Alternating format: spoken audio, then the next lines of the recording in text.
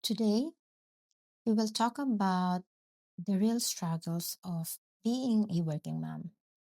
No filters, no sugarcoating, just real talk. Moms have this so called never ending guilt.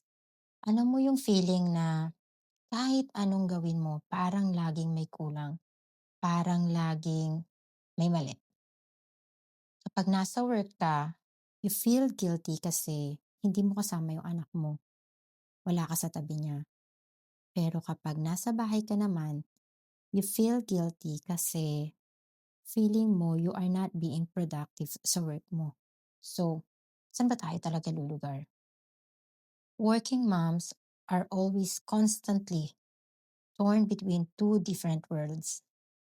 May moments na kapag nasa meeting ka, yung isip mo wala sa trabaho, kundi nasa bahay nyo, nasa anak mo. Iisipin mo kung kumain na ba siya or kung nakauwi ba siya ng maayos, kung may homework ba siya at ginagawa niya or baka naglalaro lang siya. Kapag nasa bahay ka naman, ang isip mo, may na-miss kaya ako na email? Or may mga deadlines kaya ako na dapat tinapos ko? Or may gamot kaya ako hindi nabigay sa pasyente? May notes kaya ako na hindi nagawa? Grabe no, sobrang nakakapagod siya mentally. Pero let's be honest, being a working mom is basically having two full-time jobs. Every morning, kailangan natin mag-prepare ng breakfast. Kailangan natin i-ready yung anak natin for school. And that time, saka natin mariready ang sarili natin for work. Sa tanghali naman, work mode tayo. Facing deadlines, minsan pressure at politics sa office, toxic shift minsan. At sa gabi naman, homework duty tayo. Household chores, minsan emotional support pa tayo, hindi lang ng anak natin, kundi pati ng mga asawa natin.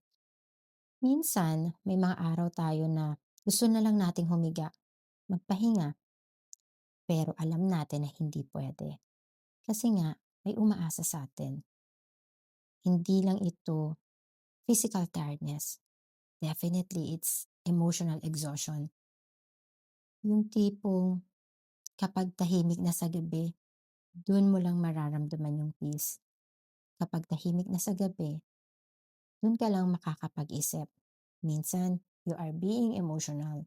Minsan, naiiyak ka na lang. Isa sa pinakamasakit at pinakamalaking struggle ng isang working mom ay yung unti-unti mo nakakalimutan kung sino ka outside sa pagiging nanay at pagiging empleyado. Kasi you know what? Dati may hobbies ka. Dati may spontaneous time ka with your friends. And dati, you have time for yourself. May me time ka. Ngayon, anong ginagawa mo kapag free time mo? Madalas, gusto mo na lang matulog, hindi ba? Pero most of the time, naglilinis ka ng bahay, naglalaba ka, nagluluto, and sometimes, kung nag-o-office ka, nagka-catch up ka sa mga deadlines na kailangan mong matapos. And madalas, masasabi mo na lang, nasaan yung dating ako? Society has a lot of expectations to all working moms. Expect that working moms can be a superheroes. We're always organized. Dapat laging mahaba yung pasensya natin.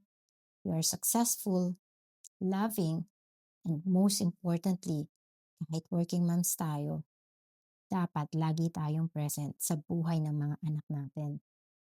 Pero you know what? Truth is, working moms can break down too. They doubt themselves, they feel insecure, they get overwhelmed, at okay lang yun. Kasi hindi naman tayo robot. Hindi tayo machine. We are also human being. Let's face the reality.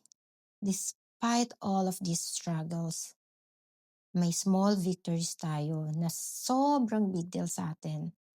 Ito yung kapag sinasabi ng mga anak natin na I'm proud of you, ma, or you are the best mom in the whole world. Minsan, yung bata na magsasabi na ikaw lang yung gusto kong maging nanay.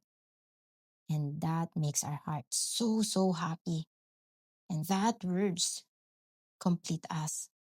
Sometimes, success is not just a promotion or salary increase.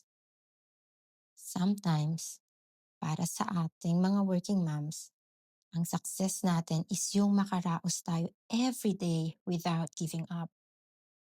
So to all the moms listening to this video or watching this video, always remember, I see you, I feel you, and I respect you. Hindi man tayo palaging perfect ang balance, hindi man tayo palaging masaya, pero most important thing is we are doing our very best for our family, and that is more than enough. You don't have to be perfect. You just have to keep going and be the best mom you can be.